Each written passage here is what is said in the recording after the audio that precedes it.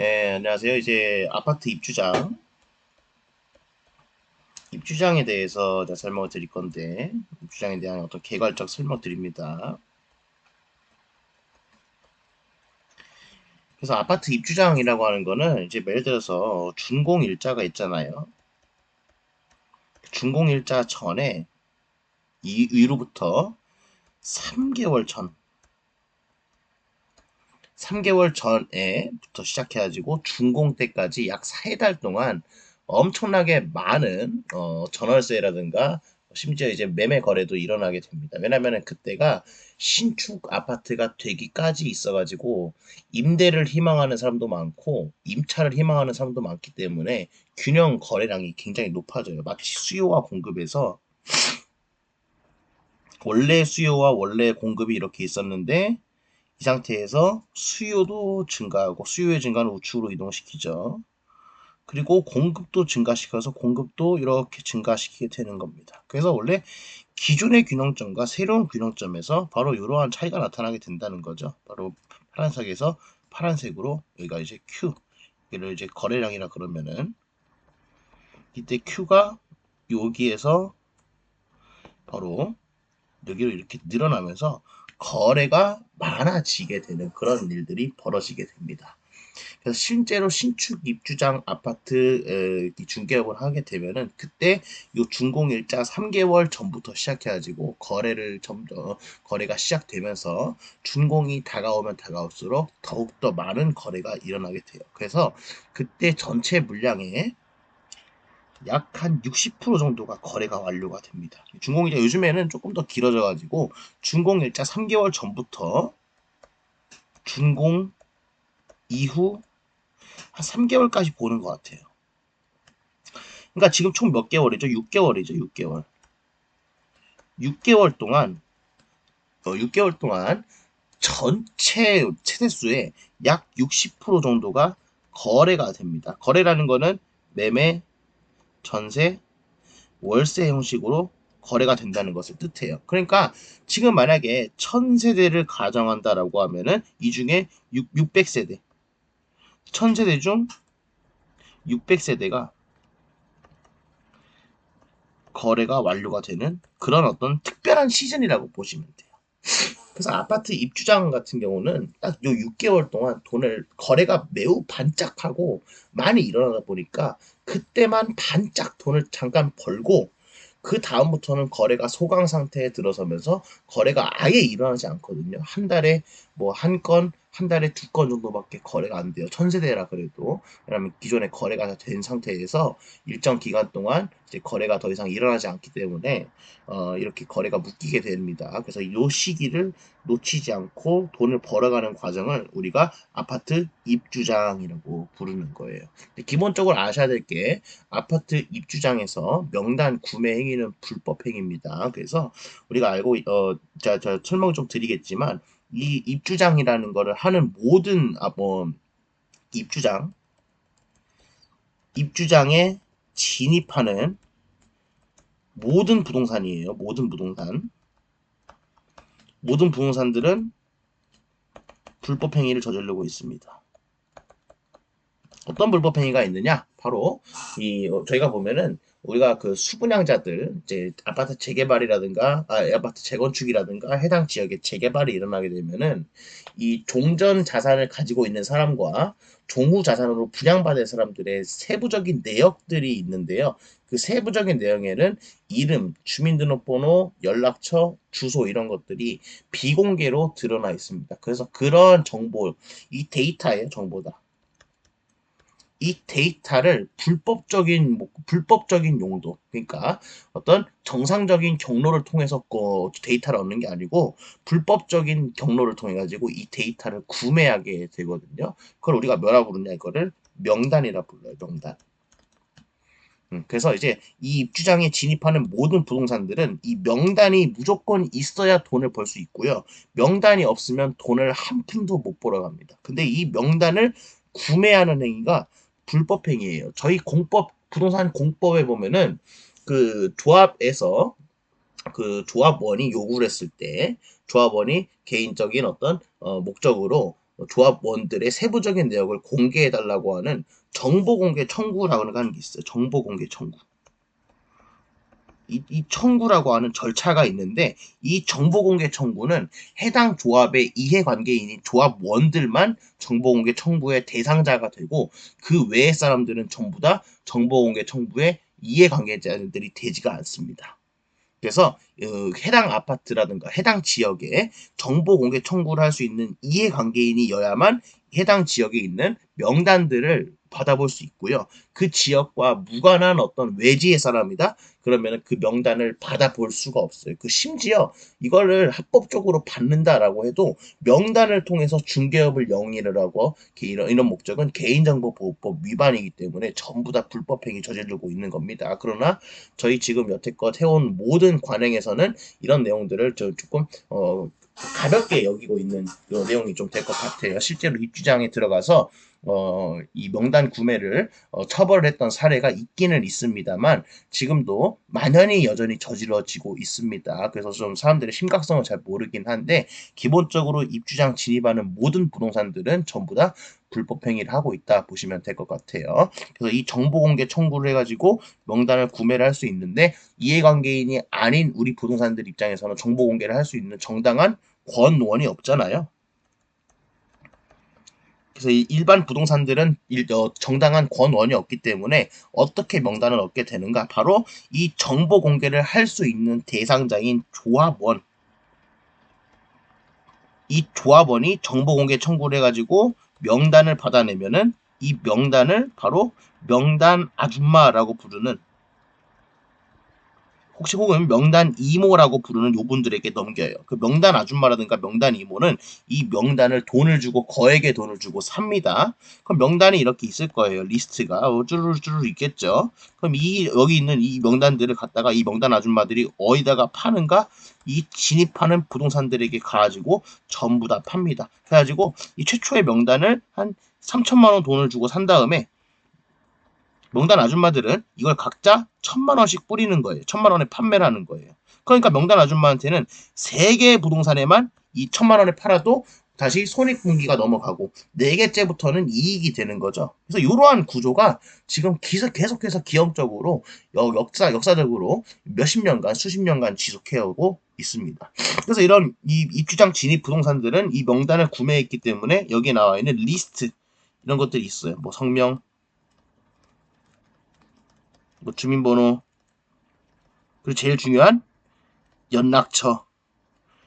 요게 규정이 되어 있기 때문에 여기 나와 있는 입주장 진입 부동산들은 여기 나와 있는 연락처로 전화를 먼저 해서 먼저 물건을 받고 먼저 계약을 성사시킵니다. 우리가 항상 중요한 게 중개업에서는 뭐예요? 남들보다 먼저 발빠르게 움직여서 먼저 계약을 해놔야 내가 보수를 청구할 수 있는 권한이 있게 되는 거죠. 그래서 이제 보면은 남들보다 먼저 한 발자국 빠르게 움직이기 위해서는 반드시 명단이 있어야 되고 그때 들어가는 게 연락처를 통해 가지고 명단에 있는 연락처를 통해 가지고 전화 작업을 하는 겁니다. 그래서 전화 작업을 해가지고 아 선생님 여기 몇 동 몇 호 그 뭐 수분양자 되시죠? 혹시 그 저희가 이제 앞에 있는 부동산인데 전세라든가 월세라든가 혹시 매매 의사 있으신가요? 하고 물어보는 거예요. 근데 이 중에서는 뭐 매매 의사가 있는 분도 있고 아니면 매매 의사가 없는 분도 있고 심지어 전월세를 맞추려는 분도 있고 안 맞추려고 하는 분들이 있겠죠. 그러니까 이런 전화 작업을 만약에 1,000세대가 있다라고 하면은 이 1,000세대 모두에게 전부 다 돌리는 거예요.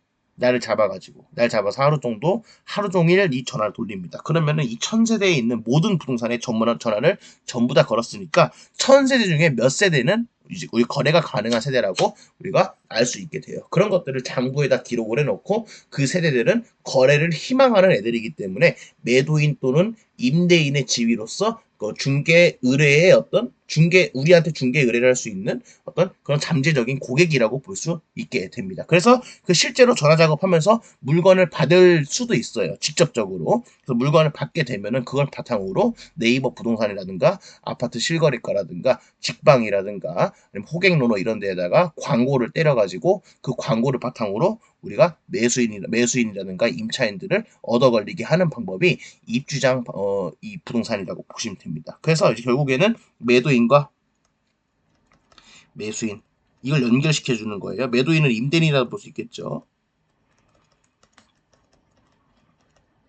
매수인은 임차인이라 볼 수 있겠고, 얘네들을 결국 중간에서 연결을 시킨다. 결국 누구보다 빠르게? 남들보다 빠르게. 남들보다 빨리 명단 사가지고 빨리 전화작업 돌린 다음에 빨리 거래를 이뤄내야 우리가 돈을 벌 수 있는 구조라서 남들보다 빠른 속도전이 생명이라고 볼 수 있겠습니다. 그 속도를 놓치게 되면은 이미 명단은 다 풀려나 있고 다른 부동산 30개, 40개, 50개 부동산에서 전부 다 명단 가지고 있으니까 나중에는 늦게 전화 작업을 하잖아요. 전화도 안 받아요. 그냥 거절시켜버리고 또 전화 받지도 않습니다. 그리고 또 어떤 경우도 있는가? 전화하면 이거 지금 부동산에 몇 건 내놨는데 너네한테 내놔봐야 뭐 효용이 있겠냐? 어차피 물건 뿌린 데가 많은데 그 중에서 알아서 계약 되겠지 하면서 물건 안 주기도 해요. 그래서 이런 어떤 세부적인 내용들도 있기 때문에 결국은 이제 임대인과 임차인, 매도인과 매수인을 연결시키면서 보수를 받아야 되는 우리 입장에서는 속도전이 생명이라고 보시면 되겠습니다. 그래서 이제 제일 중요한 건 이 명단을 구매해가지고 최대한 빠르게 전화 작업을 돌리는 거. 요게 이제 입주장의 핵심이라고 볼 수 있어요. 그 입주장에서 수입이 궁금하시죠? 그래서 입주장 같은 경우는 수입이 어떻게 되는가? 입주장은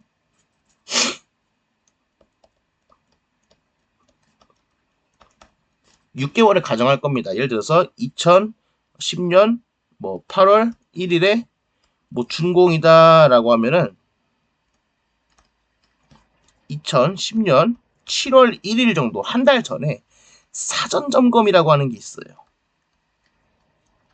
이게 뭐냐면은 준공되기 전에 한 달 정도 남겨놓고 거의 다 이제 완공이 됐다 보니까 실제로 여기 분양받은 수분양자들이라든가 입주자들을 모아놓고 야 너네 집 앞으로 살 집이니까 하자 같은 거 있거나 어떤 뭐 조금 처리해야 될 거 있으면 니네가 미리 와가지고 한번 점검해라고 하는 점검 시간을 주는 거예요. 그걸 사전 점검 일자라고 하는데 요 날짜를 하더라도 2010년 5월 1일부터 2010년 11월 1일까지 약 6개월 동안 총 수입이 궁금하실 겁니다. 그래서 6개월 동안 총 수입은 일을 잘하는 부동산과 못하는 부동산의 차이가 극명하게 갈려요. 그래서 일을 잘하는 부동산은 최대 파이의 70% 정도를 가져갑니다. 그리고 최대 파이의 30%를 하위의 부동산이 가져가요.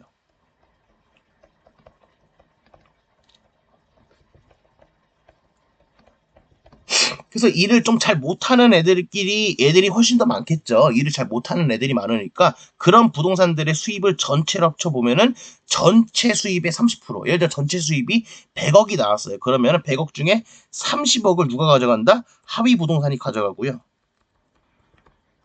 전체 중에 70%, 만약에 100억이다 그러면은 전체 수입이 70억을 누가 가져가는가? 상위의 부동산이 가져가요. 그리고 하위의 부동산은 대다수의 부동산이고 상위의 부동산은 소수의 부동산입니다. 그랬을 때 상위 부동산과 하위 부동산을 가르는 거는 그때 나오는 영업력이라든가 실력, 결정력, 그리고 고객을 유인하는 흡입력, 그 다음에 해당 물건지에서 단지 내 1층 부동산에 있는지, 그리고 또 광고를 어떻게 태우는지, 인스타, 뭐 이제 네이버 플레이스, 뭐 네이버 파워링크, 그다음에 뭐 이제 아파트 실거래가, 호갱, 노노 이런 데에다가 뭐 얼마만큼의 플랫폼비를 태우는지, 그리고 네이버 부동산 같은 경우도 여러 가지 광고 방식이 있는데 그 광고 방식 중에서도 제일 비싼 방식을 쓰는지 안 쓰는지에 따라 가지고 상위 부동산과 하위 부동산이 갈리는 거예요. 근데 대부분은 좀 보수적이잖아요. 그래서 일반적으로 이제 그 개업 공인중개사들은 이제 그 플랫폼비라든가 광고비를 많이 안 쓰기를 희망해요. 그 소장들은. 왜냐면은 돈을 많이 썼을 때 이거를 회수를 못하게 되면은 리스크가 그만큼 커지니까 하위 부동산들은 주로 광고비를 많이 안 태우려고 그럽니다. 그러니까 돈을 못 버는 거예요. 근데 상위 부동산 애들은 기본적으로 플랫폼비라든가 광고비 이런 거에 아낌없이 지원을 투자하거든요. 그러다 보니까 이 부동산들이 전반적인 모든 수입을 다 가져가는 겁니다. 그래서 상위 부동산 같은 경우는 비용이 되게 높아요. 그러나 하위 부동산 같은 경우는 비용이 되게 낮습니다. 들어가는 광고 비용이 낮다라는 거예요. 그래서 이렇게 보면은 이 입주장이라는 게 결국은 매우 균등하다는 사실을 알 수 있습니다. 하위 부동산은 비용이 낮은 대신에 돈을 적게 가져가고요. 상위 부동산 같은 경우는 비용이 높은 대신에 높은 돈을 가져간다 보시면 될 것 같아요. 그 중에서도 어떤 부동산이 좋은 부동산이냐? 바로 이 상위 부동산에 가는 게 좋다라고 보여집니다. 기본적으로 비용을 상회할 만큼 높은 수익이 보장이 돼 있어요. 그래서 기본적으로 입주장을 진입한다라고 하면은 비용을 좀 많이 쓰더라도 이런 식으로 높은 거래량을 확보해서 진입하는 게 좋다라고 보여집니다. 그래서 입주장 같은 경우는 딱 이렇게 6개월 정도를 딱 하고 나면은 이때부터는 거래가 7월 언제부터죠? 2010년 7월 2일부터 11월이죠. 11월 2일부터는 이때부터는 거래가 없어요. 매매든 월세든 전세든 아무것도 없습니다. 그래서 이때부터는 손가락 빨고 있는 거예요. 그때 거래를 이제 그 부동산을 이제 호구들을 잡아가지고 권리금 받고 넘기거나 그렇게 하는 짓을 되게 많이 합니다. 우리가 이제 보면 입주장만 전문으로 하는 애들을 그 메뚜기, 널뛰기 한다고 부르는데요. 그런 입주장만 전문으로 하는 팀들이 따로 있어요. 실제로 저희 그 신축 아파트 다 지어지는 어떤 거의 다 지어질랑 말랑 하는 것들의 주변 부동산들 딱 보시게 되면은 이 널뛰기 하는 애들이 많이 있습니다. 그래서 전체 만약에 입주장에 100개의 부동산이 달려들어서 100개 부동산에서 경쟁하고 있다라고 물어보면은 100개 중에서 총 몇 개가 널뛰기 메뚜기 애들이냐? 바로 60개 정도가 메뚜기 널뛰기 애들입니다. 60개 정도 부동산이 뭐예요? 입주장만 전문으로 하고 있는 거예요. 딱 요 기간 돈 벌고 빠지고요. 나머지 이제 요 기간만 벌고 빠지고 요 기간이 지나면은 해당 그 부동산을 갖다가 그냥 권리금 받고 넘기거나 아니면은 다른 입주장으로 또 들어가가지고 또 돈 벌고 나오기도 합니다. 그래서 이렇게 되는 게 입주장이에요. 이제 뭐 세부적인 내용을 전부 다 제가 알려드릴 수는 없겠죠. 이제 보면은 이런 전화 작업이라든가 그리고 물건을 확보하는 방법 그리고 명단을 어떻게 구매하며 명단 아줌마는 어떻게 만나는지 뭐 그런 것들은 뭐 저희가 세부적인 내용으로서 전부 다 알려드릴 수는 없을 것 같습니다. 근데 기회가 되면은 제가 꼭 이거는 다뤄볼게요. 그래서 이제 아파트 입주장 같은 경우는 요 정도 돈을 벌 수 있다 보시면 되겠고 그래서 1인당 수입이 얼마냐라고 물어봤을 때 1인당 수입은 천차만별입니다. 최소 300만 원에서 월 기준입니다. 300만 원에서 최대 7천만 원까지 나올 수 있습니다. 근데 여기에 만약에 순가 중개 계약이라든가 아니면은 그 불법적인 행위 요소를 같이 겸한다? 7천만 원이 아니고 한 1억 한 2천까지도 벌 수 있을 것 같아요. 제가 실제로 진짜 그 일 잘하시는 분을 봤는데 그분 같은 경우는 입주장만 하시는 분인데 순가 중개 계약도 많이 하세요. 그리고 이제 순가에다가 더불어 가지고 초과 보수 받는 것들 그리고 양도소득세 회피하기 위해서 다운 계약서 쓰시는 것들도 되게 많거든요. 다 불법인데 그런 것들까지 다 한다라고 하면 한 달에 한 1억 2천도 버는 걸 봤어요. 그 아파트 입주정만 해가지고 이게 불가능한 게 아니에요. 불가능한 건 아닌데 개인의 양심이라든가 어떤 그 도덕성 이런 거에 좀 달려 있는 거라서 이런 건 스스로 판단하시면 되겠습니다. 근데 이제 최소한 300만 원 정도는 뭐 이것도 진짜 아주 낮게 잡은 거예요. 입주장 들어가가지고 300만 원 벌고 온다? 그거는 그냥 일하면 안 돼요, 사실. 이것도 부동산 중개업이랑 거리가 좀 많이 멉니다. 부동산 중개업을 하기 위해서는 제가 말씀드렸죠. 어느 부동산 종목을 하든지 최소 500만 원은 벌어야 된다.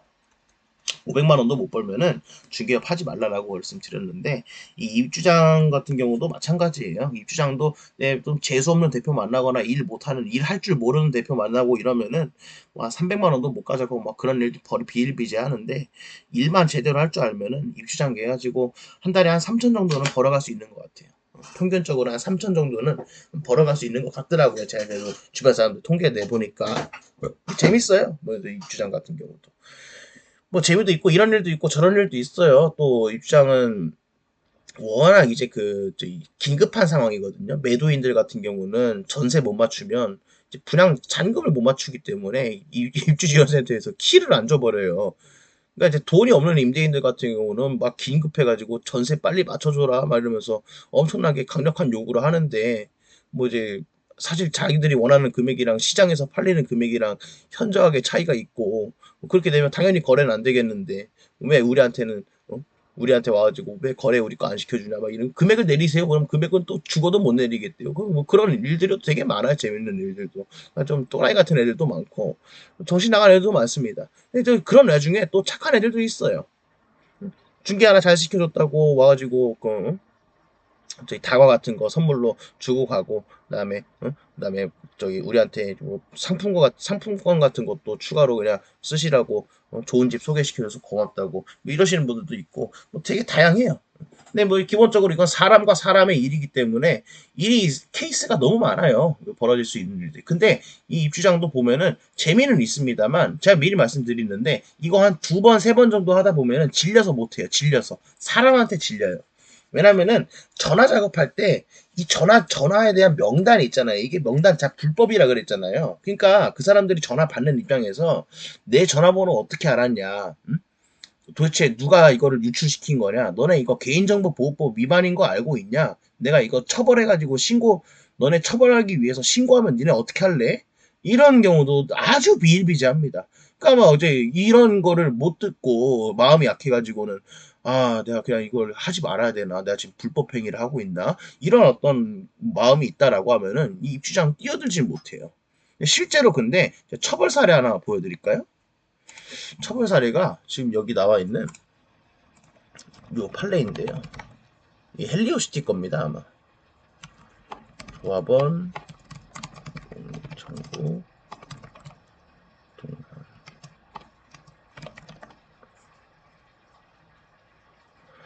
어,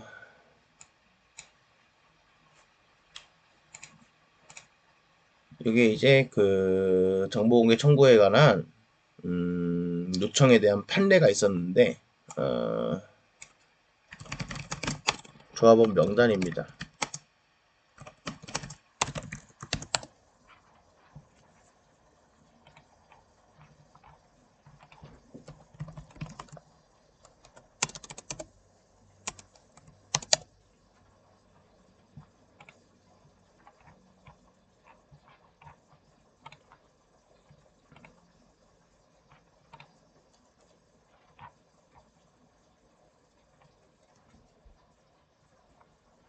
재개발조합 조합원 명부 부정사용은 개인정보보호법 위반이라고 하는 대법원 판례가 2022년 6월 16일에 선고가 됐네요. 근데 이제 이걸 제가 지금 화면을 띄워서 보여드리고 싶은데 이게 지금 제가 요 판례 번호가 기억이 잘 안 나네요. 그래서 이게 헬리옥시티였던 것 같은데 헬리옥시티 명단 처벌 나올라나?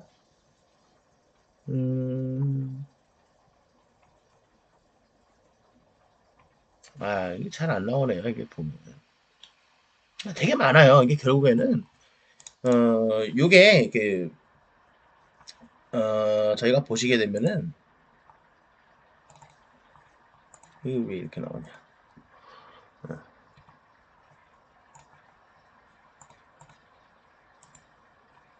얘를 메뉴로 해야 되겠다. 여기 이제 결국은 부동산과 관련된 내용이다 보니까 부동산은 기본적으로 고가의 재화잖아요. 고가의 재화. 일단 고가의 재화다 보니까 엄청나게 많은 이해관계인들이 이 고가의 재화에서 털어먹으려고 엄청나게 달려들어요. 그러다 이제 결국은 이제 우리가 지금 하는 부동산 업도 이 아파트 입주장에서 본다면은 굉장히 불법적인 요소를 또 많이 소지하고 있어요. 중개 행위 자체만 보더라도 여러 가지 불법적인 요소를 내포하고 있습니다. 그러니까 애초에 이게 마음이 좀 약하시거나 아니면은 양심이라든가 도덕을 좀 준법 정신, 준거 정신을 되게 크게 좀 보유하고 계신 분들은 진입하지 않으시는 거를 좀 권장드리는데 기본적으로 아파트 입주장은 저희가 모든 중개대상물 중에서 가장 쉬운 편이라고 볼 수 있을 것 같아요. 그래서 이제 초심자들 특히 이제 여성분들은 공인중개사를 취득하신 목적이 아파트 중개하려고 이렇게 많이 취득하시잖아요. 근데 막상 취득을 한 이후에 실무에 이렇게 딱 던져 들어보면은 세상 좀 다른 어떤 그런 일을 하신다라고 느껴질 수 있을 거야. 내가 지금 TM 돌리려고 이 자격증을 땄는지, 응? 내가 지금 이 불법 행동을 하려고 자격증을 땄는지 이 생각도 좀 회의감도 좀 많이 들거든요.